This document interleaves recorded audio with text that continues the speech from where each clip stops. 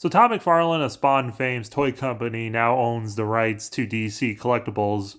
I mean, they took it from Mattel a while ago, but I'm only just now getting a figure from McFarlane. It's Superman, and why I waited, I don't know. Maybe it's because the size creep, maybe a little bit of brand loyalty, maybe it's because I've just mostly been focusing on collecting Warhammer a while, but whatever. Front of the box, pretty basic, DC Multiverse Superman 12 plus.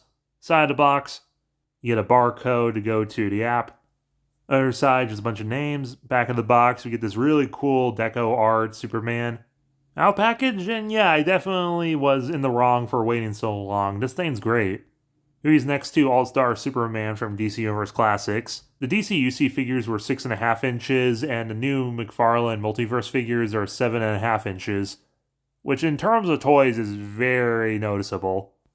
In terms of sculpt, a lot of people give Marvel Legends a lot of shit for reusing the Bucky Cap mold all the time, but DC UC, literally all of them had 3 body types of man, woman, and teenager, and sometimes skinny guy. Superman has the normal body type, which is why his Superman shield is painted on, while the McFarlane figure is actually sculpted. He also has unique rubber trunks that have a Superman logo on the belt. He also has these weird lines on his cuffs and tops of boots. Both capes are made from soft plastic. Mattel's is just straight down, while the McFarlane one has a little more life to it. No Superman logo on it, though, and just no paint on it whatsoever for all these lines. Mattel figure has a more stoic Superman face, while the McFarlane one is a happy one. It may look a little creepy at certain angles, but I like Superman being happy. And I really like the prominent Superman curl. The Mattel figure actually has a little bit better paint on the hair, having blue highlights, while the McFarlane one doesn't.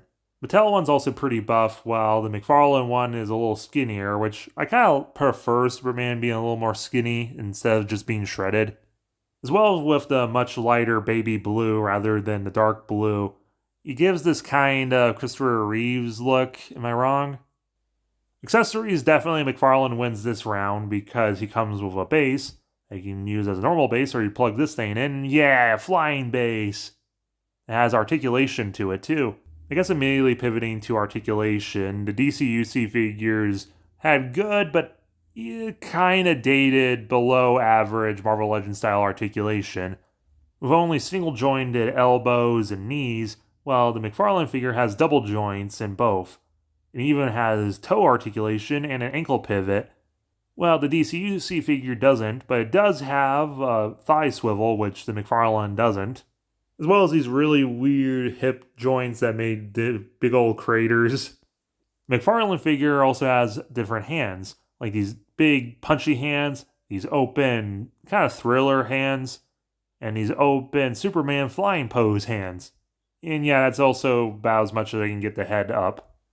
Even has a trading card that has that same cool deco art from the back of the package with Lois and him.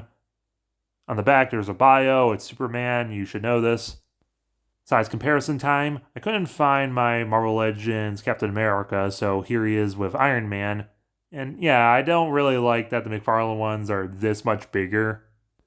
Here they are with a Lightning Collection figure and DC Universe Classic All-Star Batman. I might not like the height increase, but I do really like these McFarlane figures because they are just better than the DC Universe Classics in every way. With the sculpt, articulation, just design. Let me know your opinions down below, as well as hitting that like button and subscribing is really appreciated.